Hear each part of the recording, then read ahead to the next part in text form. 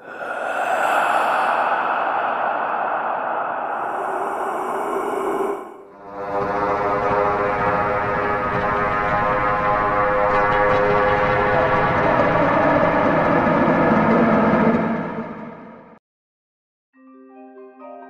বন্ধুরা, আমি অঙ্কুশ। আপনারা শুনছেন হান্টিং নাইটমেয়ার। আজ শুনছেন 2023 সালে মুক্তিপ্রাপ্ত ইনসিডিয়াস চ্যাপ্টার 5-এর দ্য রেড ডোর হরর মুভির ভয়ঙ্কর কাহিনীটি। পূর্বেই আমি ইনসিডিয়াস চ্যাপ্টার 1, 2, 3 ও 4-এর কাহিনীটি আপনাদেরকে বিস্তারিতভাবে শুনিয়েছি। আর এই কাহিনীটি ভালো করে বোঝার জন্য ইনসিডিয়াস সিরিজের প্রত্যেকটা পার্টের ভিডিও লিঙ্ক আই বাটনে দিয়েছি।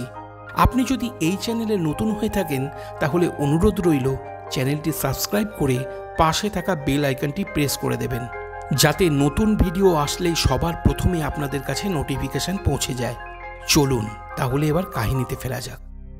কাহিনী শুরু হয় ইনসিডিয়াস চ্যাপ্টার 2 মুভির শেষ দৃশ্যকে দেখিয়ে, যেখানে জশ ও ডাল্টনের 1 বছরের সমস্ত অশুভ ও ডেমনিক স্মৃতিগুলোকে মুছে দিচ্ছিলেন ডেমোনোলজিস্ট এলিজের সহকারী কার্ল, যাতে তারা পুনরায় অশরীরী জগতে যেতে না পারে, যেখানে ভয়ঙ্কর সব অশুভ প্রেতাত্মারা থাকে। এই সূত্রে বলে রাখি, খারাপ স্মৃতি মুছলেও শুধু ডাল্টনের কোমায় যাওয়ার কথাটা তার মনে থাকবে। যাই হোক, এরপর 9 বছর কেটে যায়। আমরা জশ, রেনাই, ডাল্টন, ফস্টার ও ক্যালিকে দেখি, যারা জশের মা লরেনের শোকসভায় উপস্থিত হয়েছিল। এরপর তারা নিজেদের মধ্যে কথা বলার সময় আমরা জানতে পারি বর্তমানে জশ ও রেনাইয়ের মধ্যে মিউচুয়ালি ডিভোর্স হয়ে গেছে, আর জশ বেশ কিছুদিন ধরে চিন্তিত ও মানসিক বিষণ্ণতায় ভুগছিল, যে কারণে তার মস্তিষ্কে কিছু সমস্যাও দেখা দিয়েছিল। এছাড়া 9 বছর আগের ঘটনার পর থেকে সে তার ছেলে মেয়েদেরকে দেখাশোনা করা কিংবা তাদেরকে সময় দেওয়া কোনোটাই করতে পারেনি, কারণ তার পুরনো স্মৃতিগুলোকে মুছে দেওয়া হয়েছিল। বর্তমানে জশ ও ডাল্টনের মধ্যেকার সম্পর্কও ঠিক ছিল না, আর তারা চেষ্টা করেও সেই অবস্থার কোনো উন্নতি করতে পারছিল না। তাই রেনাই জশকে বলে, আগামী সপ্তাহ থেকে ডাল্টন আর্ট কলেজে যোগদান করবে। তুমি যদি ওকে কলেজে ছেড়ে আসো তাহলে ভালো হয়, এতে তোমাদের মধ্যেকার দূরত্ব কমবে। কথা বলার সময় আমরা দেখতে পাই লরেনের শোকসভায় কার্ল উপস্থিত ছিল। এরপর জশ যখন কার্লকে দেখে তখন সে তাকে চিনতে না পেরে বলে, আপনাকে কি আমি চিনি? উত্তরে কার্ল সত্যটা চেপে রেখে বলে, আমি তোমার মাকে অনেক বছর আগের থেকেই চিনতাম, কিন্তু যোগাযোগ ছিল না। কার্ল চলে গেলে জশ তার নামটা বারবার উচ্চারণ করে মনে করতে থাকে কার্লকে সে চেনে কিনা, কিন্তু তার কিছুই মনে পড়ে না। এরপর জশ নিজের গাড়িতে চেপে বসে ডাল্টনকে মেসেজ করে জানায় সে তাকে কলেজে ছেড়ে আসতে পারবে কিনা। সেই কথায় ডাল্টন রাজি হয়ে যায়। তখন জশ খুশি হয়ে ডাল্টনের ছোটবেলাকার কিছু ভিডিও ক্লিপ দেখতে থাকে। ঠিক সেই মুহূর্তে গাড়ির পিছনে আমরা একটা ছায়ামূর্তিকে এগিয়ে আসতে দেখি, যা জশের নজর হতে এড়িয়ে যায়। পর মুহূর্তেই সেই ছায়ামূর্তি অদৃশ্য হয়। 1 সপ্তাহ পর জশ ডাল্টনকে ছাড়তে তার কলেজের উদ্দেশ্যে রওনা হয়। যাবার সময় জশ আর্ট টিচারের নাম জানতে চাইলে ডাল্টন বলে তার নাম প্রফেসর আর্মাগান, উনি সেরাদের মধ্যে সেরা টিচার। আমি খুবই এক্সাইটেড উনার ক্লাসে উপস্থিত থাকার জন্য। এরপর কলেজে পৌঁছালে জশ ডাল্টনের থাকার ঘরটা সাজিয়ে দেওয়ার জন্য তাকে সাহায্য করতে থাকে। নিজেদের মধ্যে কথা বলার সময় আমরা জানতে পারি ছোটবেলায় ডাল্টনের সঙ্গে ঘটে যাওয়া ঘটনার পর থেকেই সে অন্ধকারে শুতে পারে না। তাই তার মা রেনাই ডাল্টনের জন্য একটা পাওয়ার স্টেশন পাঠিয়েছে, যাতে ইলেকট্রিক অফ হলেও সমস্যা না হয়। এরপর জশ ডাল্টনের স্কেচবুকের মধ্যে তার মা লরেনের একটা পেন্সিল স্কেচ খুঁজে পায়, যা দেখে সে ডাল্টনের অনেক প্রশংসা করে। ও জানতে চায়, তুমি কি নিজের স্মৃতি থেকে বানিয়েছ? উত্তরে ডাল্টন বলে, বাড়িতে একটা ছবি দেখে বানিয়েছি। আমার দীর্ঘদিন যাবৎ মনে হয়েছে উনি নিজের মধ্যে অনেক রহস্য লুকিয়ে রেখেছেন। তখন জশ ডাল্টনকে বুঝিয়ে বলে লরেন একজন সিঙ্গেল মাদার ছিলেন, যা উনার জন্য অনেক কঠিন ছিল। এছাড়া অন্য কোনো রহস্য ছিল না। এরপর ডাল্টন ঘরের দেওয়ালে পরিবারের সকলের স্কেচ একে একে ঝুলিয়ে দিতে থাকে। তখন জশ নিজের ছবি তার মধ্যে দেখতে না পেয়ে বলে, দেওয়ালে আমাকে একটু জায়গা দেওয়া যায়নি? জানি আমি তোমাদেরকে তেমন সময় দিতে পারি না, এর জন্য আমাকে মাফ করে দিও। আসলে আমি বিগত কয়েক বছর ধরে একটু বিভ্রান্তির মধ্যে আছি। কেন জানি না আমি তোমাদের সকলের জন্য সময় বের করতে পারি না। আমি শুধু নিজের সঙ্গেই লড়াই করে চলেছি। কথা শেষ না হতেই ঘরের মধ্যে প্রবেশ করে ডাল্টনের রুম পার্টনার ক্রিস, যাকে প্রথম দেখাতেই ডাল্টন হতবাক হয়ে যায়, কারণ ডাল্টন ফর্ম ফিল আপ করার সময় ক্রিস নামটা দেখে মনে করেছিল সে হয়তো একজন ছেলে হবে, কিন্তু ক্রিস ছিল একজন মেয়ে। ক্রিস ব্যাপারটা জানতেই বলে সে অফিস রুমে কথা বলে তার রুম চেঞ্জ করে নেবে। ক্রিস চলে যেতেই জশ ডাল্টনকে কলেজ পার্টিতে যাওয়ার জন্য ইনভাইটেশনের কাগজ দেয় ও বলে, যাও আনন্দ করো। ডাল্টন যেতে রাজি না হলে যশ বলে, আমার খাতিরে করো, তোমাকে এতদূর রাখতে এসেছি। সেই কথা শুনে ডাল্টন রেগে যায় ও বলে, তার মানে তোমার আসার ইচ্ছা ছিল না। আমি শুনেছি তুমি মাকেও সেই কথা বলেছিলে। তখন যশ ডাল্টনকে বুঝিয়ে বলে, কমসে কম তোমার কাছে তোমার বাবা আছে, কিন্তু আমার কাছে ছোটবেলা থেকেই আমার বাবা ছিলেন না। সেই কথার পরিপ্রেক্ষিতে ডাল্টন বলে, আপনার বাবা 40 বছর আগেই চলে গেছেন, উনাকে ভুলে যাও। আমি তোমার জন্য নিজেকে বদলাবো না বাবা। যশ বলে, তুমি এমন নির্লজ্জ ও অকৃতজ্ঞ কিভাবে হলে? তোমার জন্য কত কিছুই না করেছি। উত্তরে ডাল্টন বলে, বাবা, এই জন্যই মা তোমাকে ডিভোর্স দিয়েছে। সেই কথা শুনে যশ অনেক কষ্ট পায়। সে কাঁদতে কাঁদতে সেখান থেকে ছুটে চলে যায়। এরপর ডাল্টন ফ্রেশ হয়ে তার নিজের রুমে প্রবেশ করলে দেখে ক্রিস আবারও ফিরে এসেছে। কারণ জানতে চাইলে ক্রিস বলে, অফিস থেকে জানিয়েছে আজ রাতটা তাদেরকে এই রুমেই অ্যাডজাস্ট করে থাকতে হবে। কাল ক্রিসের জন্য নতুন রুমের ব্যবস্থা হয়ে যাবে। তাই একে অপরের সঙ্গে বন্ধুত্ব করার জন্য তাদের জীবনের কিছু কথা শেয়ার করে।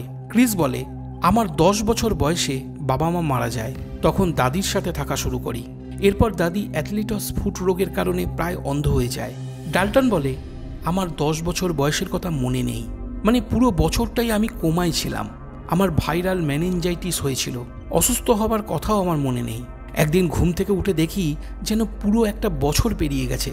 এরপর ক্রিস রুমের লাইট অফ করতে গেলে ডাল্টন বলে, কোমার পর থেকে আমি অন্ধকারকে ভয় পাই। সেই কথা শুনে ক্রিস মজা করে বলে, আমিও এখনও বারবি ডলকে ভয় পাই। ভয় পাওয়ায় দোষ কিছু নেই। পরদিন সকালে যশ ডাল্টনকে একটা ভয়েস মেসেজ পাঠিয়ে বলে সে তার মস্তিষ্কজনিত রোগের চিকিৎসা করবে এবং জানার চেষ্টা করবে সে কেন তার পরিবারকে ছেড়ে এত দূরে চলে এসেছে। এরপর বেলার দিকে ডাল্টন তার আর্ট ক্লাসে গেলে আমরা প্রফেসর আর্মাগানকে দেখতে পাই। উনি সকলকে বলেন নিজেদের পোর্টফোলিও খুলতে, যা তার পছন্দ হবে। ডাল্টন চেয়েছিল তার টিচারকে লরেনের স্কেচ দেখাবে। এমন সময় প্রফেসর আর্মাগান অ্যালেক অ্যান্ডারসন নামে একজন ছাত্রের আঁকা ছবি দেখে মন্তব্য করে বলেন, তোমার চিত্রকলা ফুটে উঠেছে একটা ফটোগ্রাফির মতন, যেখানে তোমার শুধুমাত্র টেকনিকটুকু প্রকাশ পাচ্ছে, নিজের ক্রিয়েটিভিটি বলতে কিছুই নেই, তাই ছবিটা ছিঁড়ে ফেলো। সেই কথায় অ্যান্ডারসন রাজি না হলে আর্মাগান স্পষ্ট কথায় বলে দেয়, তুমি ক্লাস ছেড়ে যেতে পারো। ছেলেটি চলে গেলে আর্মাগান আবারও বলে, যে কেউ টেকনিক শেখাতে পারে, যাতে করে কেউ পারদর্শীও হয়ে উঠতে পারে, কিন্তু মন থেকে ছবি আঁকা না হলে সেই আঁকার কোনো মূল্য নেই। এখন আমি দেখতে চাই আর্টের নিয়ম ভেঙে তোমরা কে কতদূর যেতে পেরেছ। সেই কথা শুনে ডাল্টন নিজের আঁকা লরেনের ছবিটা ছিঁড়ে ফেলে। প্রফেসর অবাক হয়ে বলেন, এমন সুন্দর একটা ড্রয়িং ছিঁড়ে ফেললে কেন? ডাল্টন তখন ভয় পেয়ে চুপ করে দাঁড়িয়ে থাকে। প্রফেসর তার দিকে এগিয়ে এসে বলে, বেশ, আরেকবার ছিঁড়ে ফেলো। তখন ডাল্টন খুশি হয়ে আবারও ছিঁড়ে ফেলে। ডাল্টন সেই দিন বুঝতে পেরেছিল সে যে ছবি এঁকেছিল তা তার মন থেকে আঁকা নয়, বরং ছবি দেখে তার নকল করা। এরপর প্রফেসর সকলকে বলে অন্তরের গভীরে প্রবেশ করে ছবি আঁকতে, যার দ্বারা শিল্পীর আসল শিল্পকলাকে সে বার করে আনতে পারে। তখন ডাল্টন প্রফেসরের কথায় ইন্সপায়ার হয়ে কিছুক্ষণের জন্য চোখ বন্ধ করে থেকে ছবি আঁকা শুরু করে। আঁকা শেষ হলে দেখা যায় ডাল্টন তার অন্তর্নিহিত ভাবনার বহিঃপ্রকাশ ঘটিয়ে নিজের অজান্তেই একটা দরজার ছবি এঁকেছে, যা ছিল অতীতে দেখা সেই অশরীরী জগতের প্রবেশদ্বার। এমন সময় হঠাৎ একটা ডিমনের হাত এসে ডাল্টনের হাতকে চেপে ধরে ভয় দেখায়। অপরদিকে সেই সময় যশ তার স্বপ্নে সেই লাল দরজাটা দেখে ভয়ে ঘুম থেকে জেগে ওঠে। এরপর ডাল্টন দেখে নিজের হাত কেটে হাতের রক্ত সেই ছবিতে আঁকা দরজার গায়ে লেগে গেছে। ঠিক সেই মুহূর্তে তার ছোটবেলাকার কিছু ভিশন আসে, যেখানে সে নিজেকে একটা লাল দরজার সামনে দাঁড়িয়ে থাকতে দেখে, কিন্তু সে তখন কিছুই বুঝতে পারে না, কারণ আগেই তার পুরনো স্মৃতিকে মুছে ফেলা হয়েছিল। এরপর প্রফেসর আর্মাগান ডাল্টনের ছবি দেখে প্রশ্ন করেন, তুমি দরজার ভেতরে আছো নাকি বাইরে? অপরদিকে যশ নিজের এমআরআই স্ক্যান করতে গিয়েছিল, আর স্ক্যানারের ভিতরে যেতেই হঠাৎ লাইট অফ হয়ে যায়। যশ তখন চিন্তিত হয়ে সাহায্যের জন্য চিৎকার করে ডক্টর ব্রায়ারের নাম ধরে ডাকতে থাকে, কিন্তু কোনো উত্তর আসে না। ঠিক সেই মুহূর্তে ডিমনিক ভয়েসে কেউ বলে ওঠে, দরজা খুলে গেছে আর তোমার সাথে কেউ আছে। সেই সময় আমরা যশের মাথার কাছে একটা ডিমনকে দেখি, কিন্তু যখনই যশ সেদিকে তাকায় সে তখন সেখানে কাউকেই দেখতে পায় না। এমন সময় সেই ডিমন হামাগুড়ি দিয়ে স্ক্যানারের ভিতরে চলে আসে। তখনই লাইট অন হয়ে যায়। যশ বাইরে বেরিয়ে এসে উত্তেজিত হয়ে ডক্টর ব্রায়ারকে বলে, লাইট অফ হয়ে গেছিল কেন? উত্তরে ডক্টর বলে, আপনি 15 মিনিট ধরে ঘুমাচ্ছিলেন। এর মানে যশ সেই সময় অশরীরী জগতে ছিল। এরপর ডক্টর বলে, আপনার এমআরআই ঠিক মতন হয়েছে, শারীরিক কোনো সমস্যা নেই, মানে ব্রেনের কোনো সমস্যা নেই। তখন যশ বলে, তাহলে আমি কেন সব বিষয়ে বিভ্রান্ত থাকি? কেন মনে হয় আমার স্মৃতিশক্তি কমে যাচ্ছে? ডক্টর তখন জিজ্ঞাসা করে, আপনার পরিবারে আগে কারোর মানসিক সমস্যা ছিল? উত্তরে যশ না বললে ডক্টর ব্রেনের কিছু এক্সারসাইজ করতে বলে যাতে তার স্মৃতিশক্তি বাড়ে। এদিকে তখন ডাল্টন নিজের রুমে ফিরে এসে ছবিতে থাকা লাল রক্তের দাগটাকে ঢেকে দিতে দরজায় লাল রং করে দেয় ও ঘরের দেওয়ালে তা ঝুলিয়ে দিয়ে মনোযোগ সহকারে দেখতে থাকে। ঠিক সেই মুহূর্তে ঘরের লাইট অফ হয়ে যায়। ডাল্টন তখন পাওয়ার স্টেশন কানেক্ট করে টেবিল ল্যাম্পটা অন করে দেয়, কিন্তু অদ্ভুতভাবে সেই ল্যাম্পের আলো লাল বর্ণের হয়ে যায়। বাল্বে হাত দিলে ডাল্টন দেখে তাতে রক্ত লেগে আছে, এমনকি ক্রিসের বিছানার চাদরে রক্তমাখা ডিমনের হাতের ছাপ রয়েছে। এরপর ডাল্টন চাদরে লেগে থাকা রক্তের দাগটা মোছার চেষ্টা করতে থাকে, কিন্তু সেই দাগ না মুছে ক্রমশ ছড়িয়ে যাচ্ছে দেখে ডাল্টন থামলে হঠাৎ এক ডিমনিক শক্তি কাপড়ের আড়ালে লুকিয়ে তাকে আক্রমণ করে দেয়। এমন সময় সেই ঘরে ক্রিস চলে আসলে সব কিছু স্বাভাবিক হয়ে যায়। ক্রিস বলে সেই ঘরের উপরের ফ্লোরে তার থাকার ঘর পেয়ে গেছে আর সে এখন থেকেই সেই ঘরে শিফট হয়ে যাচ্ছে। এরপর ক্রিস কলেজের পার্টিতে যাওয়ার ইনভাইটেশনের কাগজটা দেখতে পেলে ডাল্টনকেও তাদের সঙ্গে যাওয়ার জন্য অনুরোধ করে। তারা পার্টিতে গেলে জানতে পারে পার্টি হোস্ট করছে নিক নামে এক ছাত্র। এরপর তাদের সেখানে বোরিং লাগলে তারা উপরের ঘরে যায় লোকেদের জিনিসপত্র দেখার জন্য। সেখানে পৌঁছালে নিকের রুম খোলা আছে দেখে ক্রিস তার টয়লেট সিটে চুলকানির ক্রিম লাগানোর জন্য যায়। তখন ডাল্টন বাথরুমের ভিতর থেকে কারো শব্দ শুনতে পায়, যেখানে সে দেখে একটি ছেলে বমি করছে। তার চোখের মণি সাদা, মুখে নোংরা লেগে। ছেলেটি কাঁদতে কাঁদতে বলে, ওকে থামাও, দরজা বন্ধ করো। এই কথা বলে সে ডাল্টনের দিকে এগিয়ে আসে। সঙ্গে সঙ্গে ভয়ে ডাল্টন বাথরুমে দরজা বন্ধ করে দেয়। এমন সময় নিককে সেই রুমে আসতে দেখে ডাল্টন বিছানার নিচে লুকিয়ে পড়ে। এরপর নিক সেই বাথরুমে প্রবেশ করলে ডাল্টন দেখে সেই ছেলেটি আর নেই। নিক চলে গেলে আবারও সেই ছেলেটির পায়ে জুতো জোড়াকে ঘরের মধ্যে দেখা যায়। ছেলেটি তখন বিছানার উপরে উঠে যাচ্ছিল। ডাল্টন বিছানার নিচ থেকে পালানোর চেষ্টা করলে তখন ছেলেটির আত্মা ডাল্টনের মুখের উপরে বমি করে দেয়। ডাল্টন চিৎকার করে উঠলে সেখানে ক্রিস চলে আসে আর দেখা যায় সবকিছু স্বাভাবিক আছে। এমন সময় নিককে আবারও ফিরে আসতে দেখে নিজেদেরকে বাঁচাতে ক্রিস ডাল্টনকে কিস করে আর নিককে এটা বুঝিয়ে দেয় ডাল্টন ক্রিসের বয়ফ্রেন্ড। তারা একে অপরকে সময় দেওয়ার জন্য ওই রুমে এসেছিল। সেই কথা শুনে নিক ক্রিসকে নানান কথা শুনিয়ে অপমান করে। এরপর ক্রিস নিককে মেরে ডাল্টনের সাথে সেখান থেকে পালিয়ে যায়। এরপর রাতে ডাল্টন তার আঁকা সেই লাল দরজার ছবিটার বাকি অংশগুলো আঁকতে শুরু করে, যেখানে দরজার বাইরে একজন মানুষ বসেছিল। কিন্তু ডাল্টন তখনও সেই মানুষটার সম্পূর্ণ ছবি এঁকে উঠতে পারছিল না, কারণ মানুষটার মুখ তার স্মৃতিতে স্পষ্ট হয়ে ফুটে উঠছিল না। ছবি আঁকতে আঁকতে ডাল্টন ঘুমিয়ে পড়লে সে অশরীরী জগতে পৌঁছে যায়, যেখানে সে সেই ল্যাম্পটাকে খুঁজে পায় যা নিয়ে সে পূর্বেও অন্ধকার জগতে ঘুরে বেরিয়েছে। এরপর সে ওই ল্যাম্প হাতে ঘুরে বেরিয়ে ক্রিসের রুমে পৌঁছে যায় আর তাকে চমকে দেওয়ার জন্য সেখানে রাখা ইনস্ট্রুমেন্ট তুলে নেয়। সঙ্গে সঙ্গে ক্রিসের ঘুম ভেঙে যায় আর ডাল্টন তার মায়ের লেখা গানের সুর ইনস্ট্রুমেন্টে বাজায়। তখনই ক্রিস রুমের লাইট অন করে দেয় আর ডাল্টন ভয় পেয়ে দরজা বন্ধ করে সেখান থেকে পালিয়ে নিজের রুমে চলে যায়। সেই সময় ডাল্টনের পিছনে সেই ডিমনকে দেখা যায় যে ডাল্টনকে ধরতে চাইছিল, কিন্তু ধরার আগেই সে তার নিজের শরীরে পৌঁছে যায়। তখনই সেখানে ক্রিস আসে আর ডাল্টনকে প্রশ্ন করে জানতে চায় সে তার রুমে কি করছিল, কারণ ডাল্টন যে সুর ইনস্ট্রুমেন্টে বাজিয়েছিল তা ক্রিস চিনত। সেই কারণেই ক্রিস ডাল্টনকে দেখতে না পারলেও বুঝতে পারে সে এসেছিল। সেই কথা শুনে ডাল্টন ক্রিসকে বলে, আমি অদ্ভুত কিছু দৃশ্য দেখতে পাচ্ছি। নিকের ঘরে আমি যে ছেলেটাকে দেখেছিলাম সে নিকের বন্ধু ছিল আর সে একটা অ্যাক্সিডেন্টে মারা গিয়েছিল। আমি তারই আত্মাকে দেখেছিলাম। আসলে আর্ট ক্লাসে আরমাগান ম্যামের কথায় আমি নিজের মন থেকে যে ছবি এঁকেছি তা আমার কাছে একটা স্বপ্নের মতন, কিন্তু আমি জানি এটা আমার স্বপ্ন নয়। আমার মনে হয় কিছু একটা জিনিস আমার খুব কাছে আসতে চাইছে। পরদিন ভোরে আমরা যশকে তার বাড়িতে দেখতে পাই, যেখানে সে ঘরের একটা দরজাকে খোলা অবস্থায় দেখতে পায় যা কিছুক্ষণ আগেই বন্ধ ছিল। এরপর যশ নিজের স্মৃতিশক্তিকে সক্রিয় করে তুলতে ব্রেনের এক্সারসাইজ শুরু করে, কিন্তু সে কিছুতেই মনে রাখতে পারে না কোন ছবি কোথায় রেখেছে। ঠিক সেই সময় আমরা দেখতে পাই কাঁচের জানালার বাইরে কোনো প্রেতাত্মাকে দাঁড়িয়ে থাকতে, যে হঠাৎ কাঁচের জানালা ভেঙে ঘরের ভিতরে চলে আসে আর অল্প সময়ের জন্য অদৃশ্য হয়ে যায়। এরপর যশ পিছন ফিরে তাকালে তার সামনে সেই ভয়ঙ্কর প্রেতাত্মা এসে দাঁড়ায়। সে যশকে তাড়া করে ছুটতে থাকে, দেখে মনে হয় সে কিছু বলতে চাইছিল। একসময় যশ একটা রুমে প্রবেশ করে দরজা বন্ধ করে দেয়। পর মুহূর্তে দরজা খুললে সেই আত্মা যশকে পুনরায় আক্রমণ করে একটা আলমারির মধ্যে ধাক্কা দিয়ে ফেলে দেয়। তখন যশ অজ্ঞান হয়ে অশরীরী জগতে চলে যায়, যেখানে সে একটা বক্স খুঁজে পায় যার উপরে বেন বার্টার নাম লেখা ছিল। যশ সেই বক্সটা নিয়ে এই জগতে চলে আসে।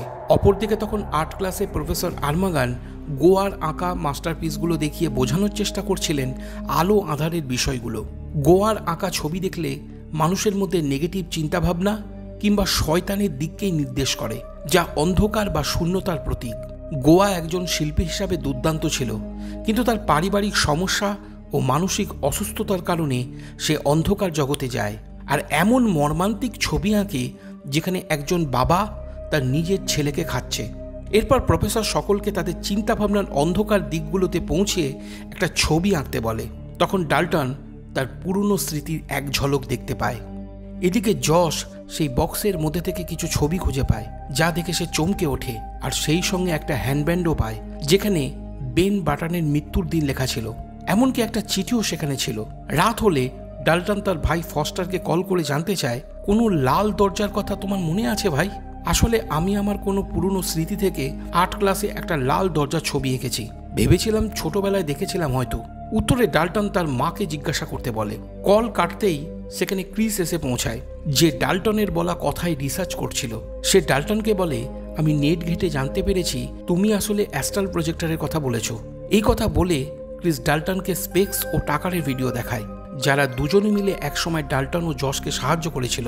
ওই ভিডিওতে স্পেক্স ও টাকার অ্যাস্ট্রাল প্রজেক্টরের সম্পর্কে কথা বলছিল।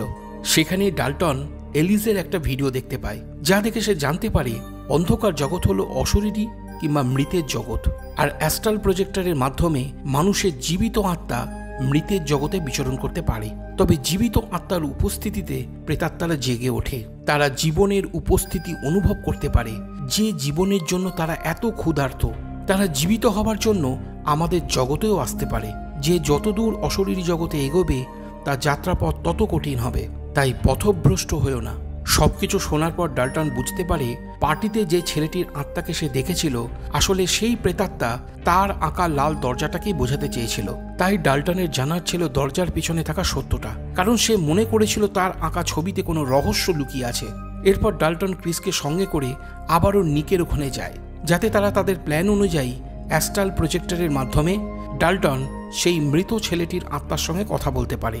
ওখানে পৌঁছালে তারা একটা ফাঁকা ঘর খুঁজে পায়, আর ডাল্টন সেই রুমের একপাশে ঘুমিয়ে পড়ে অ্যাস্ট্রাল প্রজেক্টরের দ্বারা অশরীরী জগতে পৌঁছে যায়। কিন্তু বাস্তবে দেখা যায় ডাল্টনের দেহ ক্রিসের সামনেই পড়ে আছে। এরপর ক্রিস যখন দেখে রুমের দরজাকে নিজের থেকেই খুলে যেতে, তখন সে বেশ রোমাঞ্চিত হয়ে ওঠে।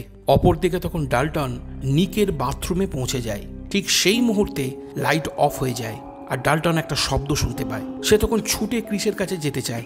এমন সময় সেই ছেলেটির প্রেতাত্মা দেওয়াল ফুঁড়ে বেরিয়ে এসে ডাল্টনকে নিজের দিকে টানতে থাকে ও বলে, দরজা বন্ধ করো। ওদিকে তখন রুমের মধ্যে পূর্বে দেখা সেই ডিমন ক্রিসের গলা চেপে ধরে। যখন সেখানে ডাল্টন ও নিক এসে উপস্থিত হয়, তখন ডাল্টন শুধুমাত্র সেই ডিমনকে দেখতে পায় যে ছোটবেলায় তাকে ধরে নিয়ে গিয়েছিল। আর নিক তখন ক্রিসের জ্ঞান ফেরানোর চেষ্টা করতে থাকে। সেই দেখে ডাল্টন নিজের শরীরে ফিরে যায়। তখনই ডাল্টন ও ক্রিস চেতনা ফিরে পায়। সেই ঘটনার পর ক্রিস প্রচণ্ড ভয় পেয়ে যায় আর ডাল্টনকে সাবধান করে দিয়ে বলে যাতে সে আর অ্যাস্ট্রাল প্রজেক্টর ব্যবহার না করে, কারণ এতে প্রাণহানির আশঙ্কা আছে। অপরদিকে যশ বেন বার্টানের সম্পর্কে খোঁজ করে উনার ডেথ সার্টিফিকেট খুঁজে পেলে জানতে পারে যে বেন বার্টান লরেনের স্বামী, মানে যশের বাবা। স্কিজোফ্রেনিয়া রোগে উনি আক্রান্ত হয়েছিলেন। চিকিৎসা চলাকালীন সময় উনি হসপিটালের ছাদ থেকে লাফিয়ে আত্মহত্যা করেন। এছাড়া সেখানে অ্যাস্ট্রাল প্রজেকশনের ব্যাপারেও উল্লেখ ছিল। এরপর যশ বেন বার্টানের ছবি দেখলে চিনতে পারে যার আত্মাকে সে নিজের বাড়িতে দেখতে পেয়েছিল। এদিকে তখন ডাল্টন ফস্টারকে কল করে বলে, আমার কোমার ব্যাপারে যা যা মনে আছে সব বল। আমি প্রথমে দরজার ছবি আঁকি, আর এখন হাতুড়ি হাতে একজন লোককে আঁকি। মনে হচ্ছে এসব আমার অতীতের সাথে জড়িত, যা আমি কোমার কারণে ভুলে গেছি। তখন উত্তরে ফস্টার বলে, অনেক বছর ধরে একটা ছবি আমার মাথায় গেঁথে আছে, কিন্তু মা সবসময় বলে এটা সত্যি না, ওটা একটা খারাপ স্বপ্ন মাত্র। আমরা সেদিন বেসমেন্টে ছিলাম। এই দৃশ্য মুভির পার্ট 2 এর, যখন তারা প্রাণ বাঁচানোর জন্য বেসমেন্টে লুকিয়েছিল। সেই কথা শুনতে ডাল্টন ছুটে গিয়ে আবারও তার অসমাপ্ত ছবি আঁকতে শুরু করে, আর তার পেন্টিং সেই দরজার বাইরে বসে থাকা মানুষটার চেহারা বানাতে থাকে। ছবি আঁকা হতেই দেখা যায় সেই ব্যক্তি অন্য কেউ না, বরং তা হলো ডাল্টনের বাবা জশ, যার শরীরে তখন পার্কার ক্রেন বা ব্রাইড ইন ব্ল্যাকের আত্মা কবজা করে রেখেছিল। অপরদিকে জশ তখন রেনের সঙ্গে দেখা করতে তার বাড়িতে যায় ও তাকে বলে সে একজন ভালো বাবা হতে চেয়েছিল, কিন্তু তার বাবা পরিবারকে ছেড়ে দিয়েছিল। সেও আজ তেমনটাই করেছে, তাই সে ভালো বাবা কিংবা ভালো স্বামী হয়ে উঠতে পারেনি। উত্তরে রেনে বলে, এমনটা নয়, তুমি একজন ভালো মানুষ। এরপর জশ রেনেকে তার বাবা মায়ের সেই সব ছবিগুলো দেখায় যা সে বক্সে পেয়েছিল, আর এটাও বলে যে সে তার বাবার আত্মাকে দেখেছে। তাহলে কি সে পাগল হয়ে যাচ্ছে? এরপর জশ তার বাবার লেখা চিঠিটাকেও দেখায়, যেখানে লেখা ছিল দিস এন্ড উইথ মি। রেনাই জশকে বলে, তুমি পাগল নও। এরপর সে জশের ছোটবেলাকার ছবি দেখিয়ে পূর্বের সকল ঘটনার কথা বলে, যেখানে আমরা ব্রাইড ইন ব্ল্যাককে দেখেছিলাম যে জশের পিছনে পড়েছিল। সেই আত্মাকেই জশের বাবা বেন বার্টানা দেখেছিল, আর সেই কথা সে তার স্ত্রী লরেনকেও বলেছিল, কিন্তু সে তখন বুঝতে পারেনি। পূর্বের ঘটনার স্মৃতি মুছে দেওয়ার কারণে জশ এরপর রেগে যায়। তখন রেনে বলে তার কাছে আর কোনো উপায় ছিল না, কারণ জশ সেই সময় পার্কার ক্রেন বা ব্রাইড ইন ব্ল্যাকের আত্মার বশীভূত হয়ে নিজেই নিজের সন্তানকে মেরে ফেলতে যাচ্ছিল। কিন্তু সেই কথা তার সন্তানরা জানতো না, তারা শুধু মনে রেখেছিল জশের চেহারাটাকে। রেনে সেই দিনের পর থেকে তার বাচ্চাদেরকে মিথ্যা বলে আসছে যে এই সব কিছুই হলো একটা দুঃস্বপ্ন। এই কারণেই জশ আর রেনের মধ্যে ডিভোর্স হয়েছিল। সেই সময় ফস্টার সেখানে এসে ডাল্টনের রাখা সেই লাল দরজার ছবিটা দেখায়, যেখানে হাতুড়ি হাতে জশ বসেছিল। ফস্টার বলে ডাল্টন কিছু অদ্ভুত দৃশ্যকে দেখতে পাচ্ছে। সেই কথা শুনে জশ ও রেনাই বিচলিত হয়ে পড়ে। এদিকে তখন ডাল্টন সেই ছবিতে আঁকা হাতুড়িটাকে বাস্তবে হাতে তুলে নেয়। তার মানে ডাল্টন তখন অশরীরী জগতে প্রবেশ করেছিল। এরপর সে মুভির পার্ট 2তে দেখা সেই বেসমেন্টে পৌঁছে যায়, যখন রেনে, ফস্টার ও ডাল্টন জশের হাত থেকে বাঁচার জন্য বেসমেন্টে লুকিয়েছিল। ডাল্টন তার পুরনো স্মৃতির দৃশ্যগুলোকে তখন দেখতে পাচ্ছিল। সে ছোটবেলায় অ্যাস্ট্রাল প্রজেকশনের মাধ্যমে যখন তার বাবাকে মৃতের জগতে খুঁজতে যায়, তখন তার পজেসড বাবা ডাল্টনকে মারার চেষ্টা করে। সেই দৃশ্য দেখে বর্তমানে থাকা ডাল্টন জশকে আটকাতে যায়। ঠিক সেই মুহূর্তে ডাল্টনকে ডিমন টেনে নিয়ে যায় নিজের ডেরায়, যেখানে সে দেখে পার্কার ক্রেন বা ব্রাইড ইন ব্ল্যাকের আত্মা তার গলা চেপে ধরেছে। পরক্ষণেই সে অদৃশ্য হয়। ডাল্টন দেখে ছোটবেলায় যে ডিমন তার আত্মাকে আটকে রেখেছিল ওটা সেই জায়গা, যেখানে তার স্মৃতিচারণ করানোর জন্য পুতুলের বেশ কিছু দৃশ্যকেও তুলে ধরা হয়েছিল, যা দেখে ডাল্টনের কোমায় যাওয়ার ঘটনার কথা মনে পড়ে যায়। আর এটাও বুঝতে পারে কোমায় থাকাকালীন সময় তার আত্মা ডিমনের কাছে বন্দী ছিল। এরপরেই সেখানে সেই লাল রঙের ভয়ঙ্কর ডিমনকে আমরা দেখতে পাই, যে ডাল্টনের সামনে এসে চিৎকার করতে থাকে, আর ডাল্টন আবারও তার জগতে ফিরে আসে। তখন আমরা দেখতে পাই ডাল্টনের আঁকা পেন্টিং থেকে হাতুড়িটা অদৃশ্য হয়েছে। তখনই ওখানে ক্রিস চলে আসে, কারণ ডাল্টন পূর্বেই তাকে মেসেজ করে বলেছিল সে সত্য জানতে অন্য জগতে যাচ্ছে।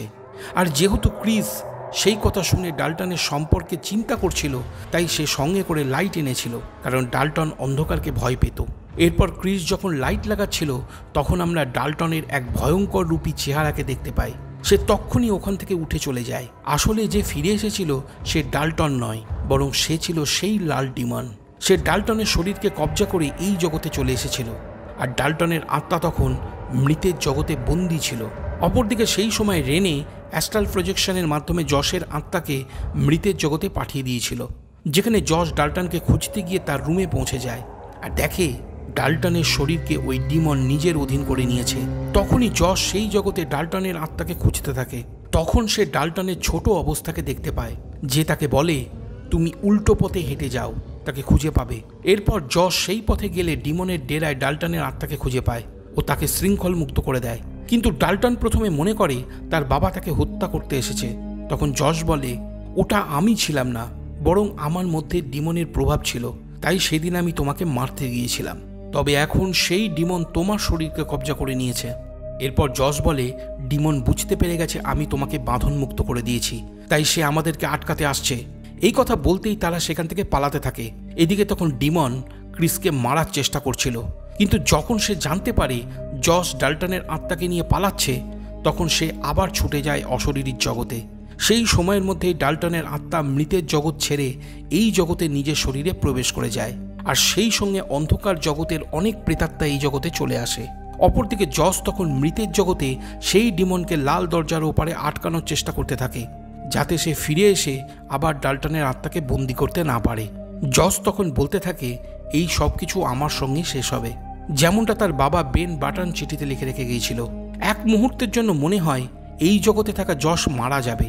ঠিক সেই মুহূর্তে আমরা দেখতে পাই অন্ধকার জগতে থাকা লাল দরজার গা বেয়ে কালো রং গড়িয়ে পড়ছে।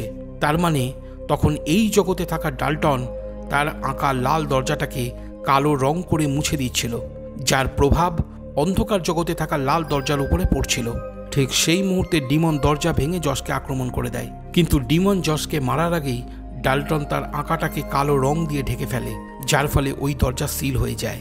এরপর ক্রিস ওই ছবিটাকে আগুনে পুড়িয়ে দিতে বলে, কিন্তু ডাল্টন চায় তার স্মৃতিকে মনে রাখতে, তাই সে পুড়ায় না, আর পুড়িয়ে কোনো লাভও ছিল না।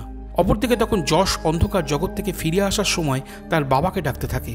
তখনই যশ তার বাবা মানে বেন বাটনের আত্মাকে দেখতে পায়। তার বাবা ছেলেকে দেখে বেশ খুশি হয়, কারণ সে কখনো যশকে দেখেনি। তবে যশের বাবা সেদিন এই জগতে তার বাড়িতে এসেছিল সেই ডিমনের সম্পর্কে বলতেই, যাতে সে তাকে বাঁচাতে পারে। এরপর বেন চলে যাওয়ার সময় সেই ল্যাম্পটাকে রেখে যায়, যাতে যশ ওই অন্ধকার জগৎ থেকে এই জগতে ফিরে আসতে পারে। এরপরেই যশ এই জগতে ফিরে আসে।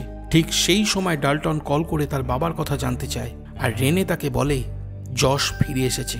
এরপর থেকে ডাল্টন ও ফস্টার কেউই তার বাবাকে দেখে ভয় পেত না, এমনকি তাদের মধ্যেকার দূরত্বও কমে আসে। পরদিন রেনাই যশকে তাদের বাড়িতে ডিনারে নিমন্ত্রণ করে। যাওয়ার সময় কেউ বলে ওঠে, বাড়ি খুব সুন্দর, তুমি কি এখানে থাকো? উত্তরে যশ বলে, থাকতে পারলে তো ভালোই হতো। তখনই যশ ঘুরে তাকালে দেখে এলিস দাঁড়িয়ে, যে এই জগতে যশের সঙ্গে দেখা করে তাকে সতর্ক করতে এসেছিল। তখন যশ এলিসকে বলে, আমি আপনাকে চিনি। এলিস মৃদু হেসে বলে, আমাদের আগেও দেখা হয়েছে, আমি তোমার মাকে চিনি। যশ বলে, মাকে আমার অনেক কিছু বলার আছে। উত্তরে এলিস বলে, জানি, চাইলে তাকে বলতেও পারবে, তবে কোনো একদিন। তোমারও ডাল্টনের আগামী দিনগুলো সুন্দর হবে, তবে পথ হারিয়ে ফেলো না যশ। এরপর যশ গাড়িতে চেপে বসলে দেখে এলিস অদৃশ্য হয়েছে। তখন যশ মৃদু হেসে সেখান থেকে চলে যায়। এরপর যশ ডাল্টনের সঙ্গে দেখা করতে গেলে দেখে সে তাদের একটা ছবি এঁকেছে, যেখানে যশ তার ছেলে ডাল্টনকে নিজের কোলে করে এগিয়ে যাচ্ছে। ছবি দেখে যশ আনন্দে ডাল্টনকে জড়িয়ে ধরে। কাহিনী এখানেই শেষ হয়ে যায়। তাহলে তোমাদের কেমন লাগলো এই মুভির কাহিনীটা তোমরা আমাকে কমেন্ট করে জানিও।